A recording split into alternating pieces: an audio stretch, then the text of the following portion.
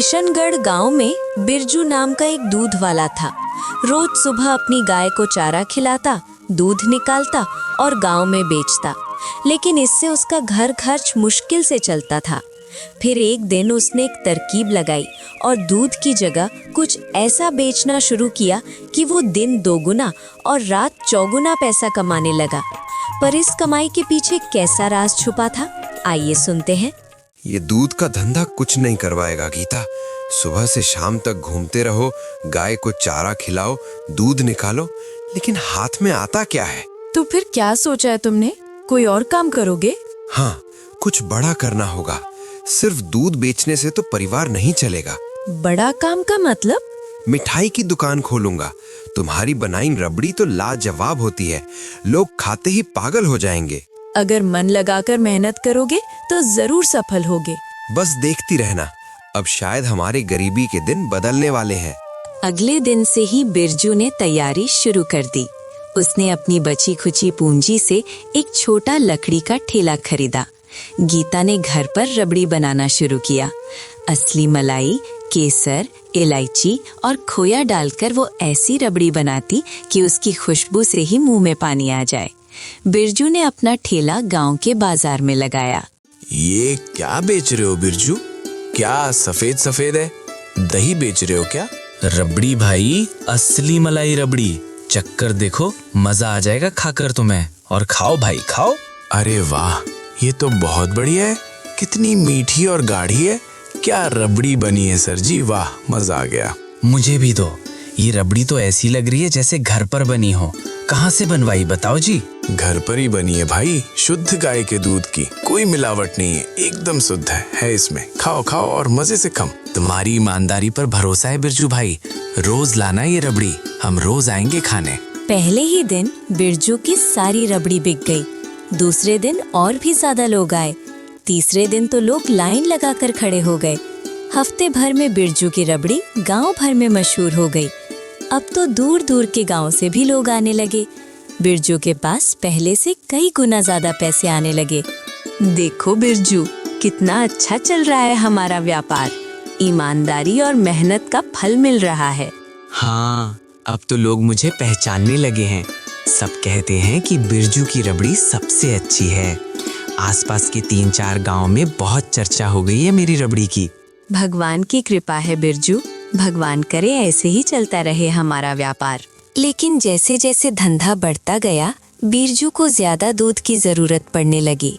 अब एक गाय का दूध काफी नहीं था, उसे ज्यादा चारा खरीदना पड़ता ताकि गाय ज्यादा दूध दे। चारे की कीमत बहुत बढ़ गई थी। एक दिन बिरजू बैठकर अपने खर्चे का हिसाब लगा रहा था। गाय के चारे में ही तो आधे से ज्यादा पैसे चले जाते हैं। अगर ये खर्चा कम हो जाए तो मेरा फायदा दोगुना हो जाए। ये तो धंधे का खर्चा है, चारा तो खिलाना ही पड़ेगा ना। अब तुम कुछ ऐसा मत कर देना जिससे बदनामी हो, समझे बिरजू? कोई ऐसा रास्ता होना चाहिए जिससे सस्ते में दूध मिल जाए। सोच बिरजू सोच, कुछ तो होगा ऐसा। बिरजू के मन में एक विचार घर करने लगा। वो सोचने लगा कि अगर किसी तरह सस्ते में दूध मिल जाए तो वो और ज्यादा पैसे बचा सकता है। ये विचार धीरे धीरे उसके दिमाग में पक्का होने लगा। एक दिन की बात है, बिरजू जंगल की तरफ जा रहा था। उसे कुछ जंगली फल तोड़ने थे। रास्ते में उसे कुम्हार मोहन की झोपड़ी दिखाई दी। अरे मोहन, कैसे हो भाई? तनिक इधर आओ, बैठो हमारे पास। अरे बिरजू, इधर कैसे? बहुत दिनों बाद दिखे। बताओ काका में हमसे। तनिक इधर आओ, बैठो हमारे पास। बस यूं ही निकल आया। तुम्हारे पास तो बहुत सारे गधे हैं। हाँ, 5 हैं। ये मिट्टी ढोने का काम करते हैं भाई। बर्तन बनाने के लिए मिट्टी लानी पड़ती है ना, वही खातिर इनका काम पड़ता है। ऐसे तुमको क्या काम है हमारे गधे से, बताओ? बढ़िया, अच्छे मोटे ताजे हैं तुम्हारे गधे। वाह, दूध भी मस्त देते होंगे ना? बिरजू के दिमाग में एक शैतानी विचार कौन था। उसने देखा कि मोहन के पास कई गधियां हैं। उसने सोचा कि अगर इन गधियों का दूध मिल जाए तो उसे गाय के लिए महंगा चारा नहीं खरीदना पड़ेगा। लेकिन ये बात वो सीधे नहीं कह सकता था। उसे मोहन को राजी करना था। मोहन, तुम्हारे बच्चे तो बहुत छोटे हैं ना? हाँ 3 हैं। क्यों पूछ रहे हो भाई? मैं रोज तुम्हें मीठी मीठी रबड़ी दूंगा, तुम्हारे बच्चे बहुत खुश हो जाएंगे। ये तो अच्छी बात है, लेकिन बदले में क्या चाहिए तुम्हें? बताओ, हमरे तो कछु समझ में नहीं आ रहा है जी। का सोचे हो तुम, तनी बतावा जी। बस थोड़ा सा काम है, तुम रोज सुबह इन गधियों का दूध निकाल कर मुझे दे दिया करो। गधियों का दूध? ये क्या बात हुई बिरजू? तुम्हारे पास तो गाय है, अब भला तुम्हें गधी के दूध की क्या जरूरत? हमने तो कछु समझ नहीं आ रहा है जी। अरे क्या हुआ इसमें, दूध तो दूध है, बस थोड़ा सा चाहिए मुझे रोज। दोगे क्या बताओ? लेकिन ये तो गलत बात है, लोग गाय का दूध मानकर खरीदेंगे और तुम, छी भाई ऐसा करते हो तुम। अगर मेरे दोस्त ना होते तो गधे से लात खिलाता तुम्हें। किसे क्या फर्क पड़ता है भाई, दूध है तो दूध, और तुम्हें रोज मीठी रबड़ी मिलेगी, तुम्हारे बच्चे कितने खुश होंगे। रबड़ी तो बहुत महंगी होती है, बच्चे कभी खा नहीं पाते। तो फिर रोज तुम्हें रबड़ी मिलेगी, बदले में बस थोड़ा सा दूध, कोई बड़ी बात नहीं है। ठीक है, लेकिन ये बात किसी को पता नहीं चलनी चाहिए, नहीं तो लोग गधे की तरह तुम्हारी और मेरी बारात निकालेंगे बुझे। लेकिन हमको गाय के दूध वाली ही रबड़ी देना, समझे हो? नहीं तो देख लेना बिरजू भाई हम क्या करते हैं। बिल्कुल, ये हमारे बीच की बात रहेगी, कल सुबह से शुरू करते हैं, और गाय के दूध की ही दूंगा तुम्हें, तुम चिंता मत करो। अगली सुबह से बिरजू का नया खेल शुरू हो गया। वो रोज सुबह अंधेरे में जंगल जाता और मोहन से गधियों का दूध लेकर आता। बदले में वो मोहन को रबड़ी देता। अब बिरजू की रबड़ी में गाय के दूध की जगह गधियों का दूध जाने लगा, लेकिन किसी को शक तक नहीं हुआ। बिरजू का धंधा और भी तेजी से बढ़ने लगा। बिरजू भाई, तुम्हारी रबड़ी दिन पर दिन मीठी होती जा रही है, कमाल कर दिया। असली चीज जो है भाई, शुद्ध देसी गाय का दूध, कोई मिलावट नहीं है इसमें। खाओ जी खाओ और घर भी ले जाओ। ओ मेरी रबड़ी बड़ी मजेदार, ओ हमारी रबड़ी बड़ी मजेदार, इसमें डाला बहुत सा प्यार, एक बार मांगे 4 बार। हमारी रबड़ी बड़ी मजेदार, इसमें डाला है बहुत सा प्यार। यही तो तुम्हारी खासियत है, ईमानदारी से काम करते हो। बिरजू के पास अब पहले से कहीं ज्यादा पैसे आने लगे थे। चारे का खर्च बच गया था। वो खुश था कि उसकी योजना कामयाब हो रही थी। घर में भी अच्छा सामान आने लगा। गीता को लग रहा था कि बिरजू की मेहनत रंग ला रही है, लेकिन उसे क्या पता था कि ये सब बेईमानी से हो रहा था। बिरजू, देखो कितने पैसे हो गए हैं, अब तो घर भी ठीक करवा लेंगे ना। कई दिन से इसी टूटे घर में रह रहे हैं हम लोग। हाँ, बस मेहनत करते रहो तो सब ठीक हो जाता है। भगवान की दया है, तुम्हारी ईमानदारी का फल मिल रहा है। अब सब ठीक हो गया जी। अरे रे, अब इसे कैसे बताऊं मैं क्या बेच रहा हूँ। ऐसे ही कुछ दिन और फिर मैं गांव के अमीर आदमी की सूची में शामिल हो जाऊंगा। बिरजू को गीता की बात सुनकर थोड़ा बुरा तो लगा, लेकिन पैसों का लालच इतना बड़ा था कि उसने अपने मन की आवाज को दबा दिया। वो रोज सुबह मोहन के पास जाता और गधियों का दूध लाता। गांव में कोई शक नहीं कर रहा था, सब उसकी रबड़ी की तारीफ करते थे। लेकिन गांव में शंकर नाम का एक आदमी रहता था जो बहुत चालाक और समझदार था। ये बिरजू रोज सुबह सुबह जंगल की तरफ क्यों जाता है? गाय तो उसके घर में बंधी है।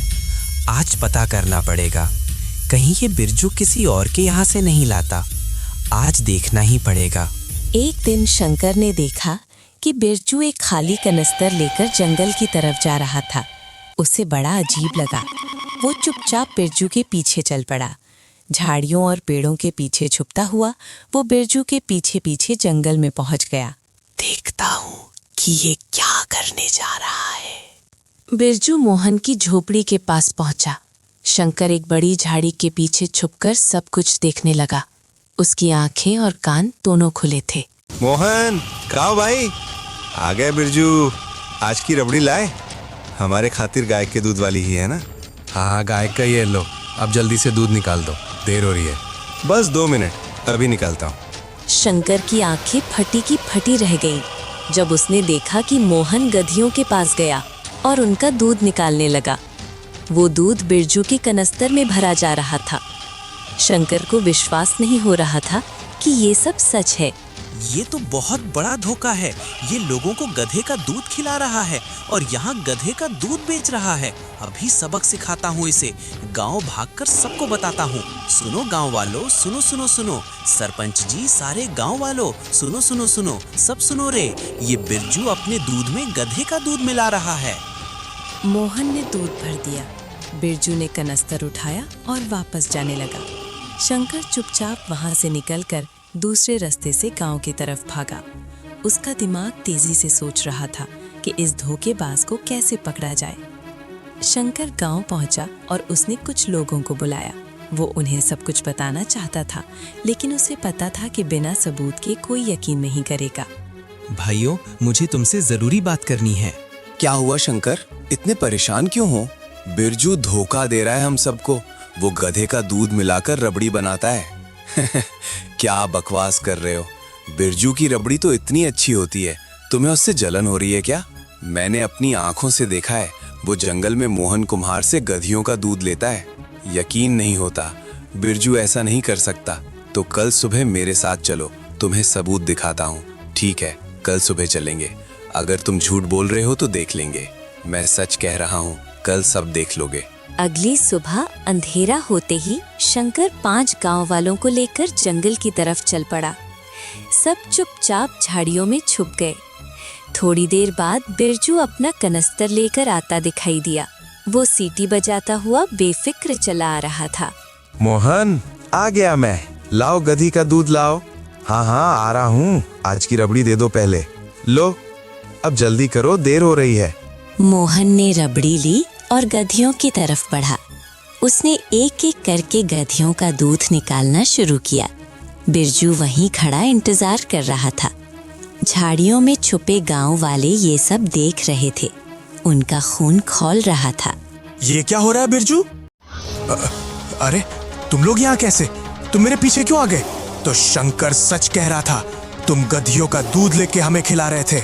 नहीं, ये गलतफहमी है। मैं तो बस इसके पास ऐसे ही आया था। मेरा दोस्त है ये, इसलिए। गलतफहमी? हमने अपनी आंखों से देखा। तुम गधे का दूध लेकर रबड़ी बनाते हो और हमें गाय का दूध बताकर बेचते हो। माफ करो भाई लोग, बिरजू ने मुझसे कहा था, मुझे रोज रबड़ी मिलती थी तो मैंने दूध दे दिया।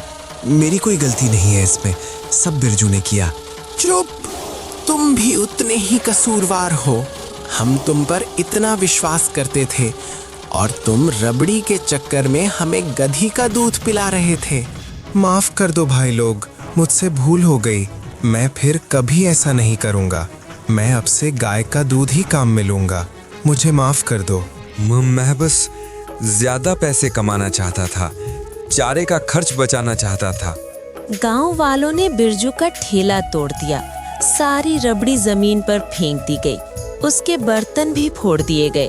अब यहाँ तुम्हारा कोई धंधा नहीं चलेगा। जाओ यहाँ से। माफ कर दो, मुझे एक मौका और दे दो। भगवान के लिए माफ कर दो। विश्वास एक बार टूट जाए तो फिर नहीं जुड़ता।